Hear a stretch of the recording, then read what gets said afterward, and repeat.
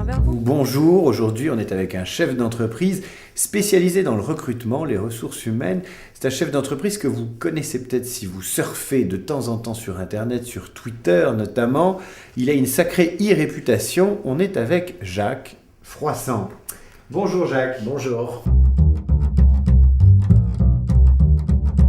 Le web a fait changer les entretiens en fait. Ça a engendré deux phénomènes. D'abord, les gens qui viennent en entretien, ils sont généralement bien mieux informés sur le contexte. Ils se renseignent aussi sur les recruteurs, que ce soit un manager d'entreprise ou un consultant. On arrive à trouver son parcours sur LinkedIn, sur Viadeo ou sur le site de l'entreprise. Du coup, ils sont dans un rapport, un petit peu plus en confiance. Ils ont plus d'infos, savent un peu plus où ils mettent les pieds.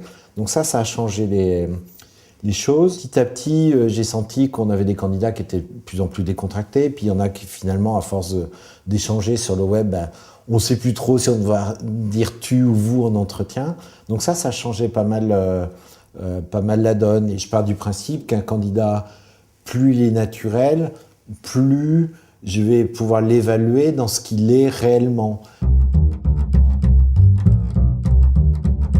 Et basiquement, c'est déjà avoir un profil Viadeo, un profil LinkedIn.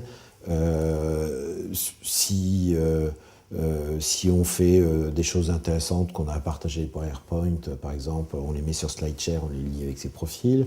Si on se sent d'écrire un blog orienté professionnellement, on le fait aussi, c'est une autre trace. Ça, c'est des traces je dirais intelligentes, un vrai début de personal branding sans chercher midi à 14h. Les CV originaux, le personal branding hyper original, chaque année, on essaye péniblement de sortir entre 5 et 10 cas. Et quand on observe chaque cas, on s'aperçoit qu'à chaque fois, c'est des gens qui sont des créatifs dans le domaine du web. Voilà. Ça peut être utile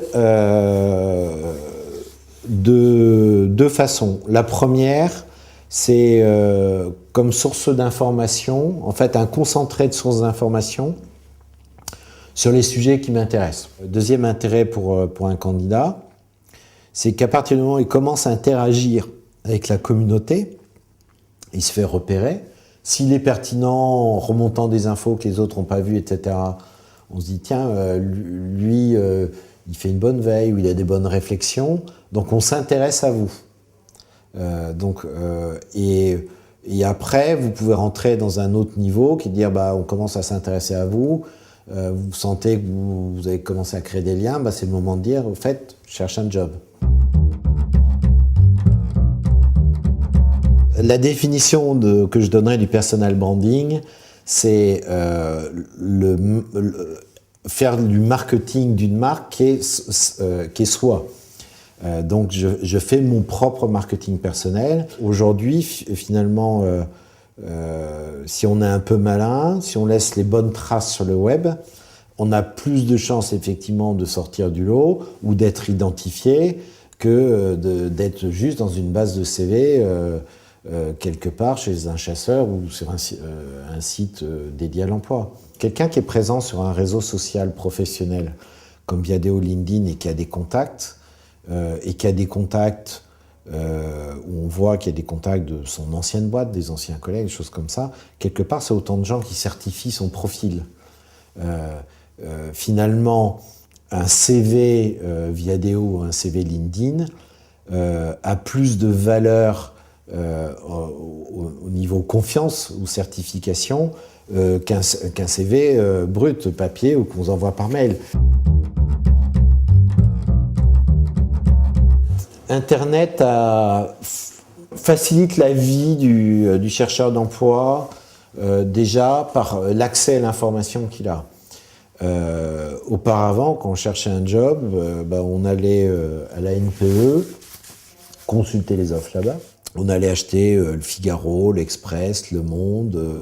On dépensait, l'air de rien, pas mal d'argent pour accéder finalement aux offres d'emploi, alors qu'aujourd'hui, on y accède gratuitement. C'est déjà un gros pas. La deuxième chose que ça a changé, c'est la qualité de l'information que j'ai, comme on l'évoquait, pour aller en entretien. Et la troisième chose, c'est maintenant avec les réseaux sociaux, c'est que j'ai moins de barrières d'accès avec les recruteurs, puisqu'il y a un certain nombre de recruteurs qui se rendent visibles volontairement sur les réseaux sociaux pour que les candidats viennent vers eux. On s'aperçoit quand on regarde un timing de candidats, c'est qu'il passe pas loin de 80% de son temps à chercher des offres. Je vous conseille moi d'essayer d'industrialiser un petit peu plus ça, en utilisant pourquoi pas les moteurs de recherche d'offres d'emploi, pour se concentrer plus sur deux choses.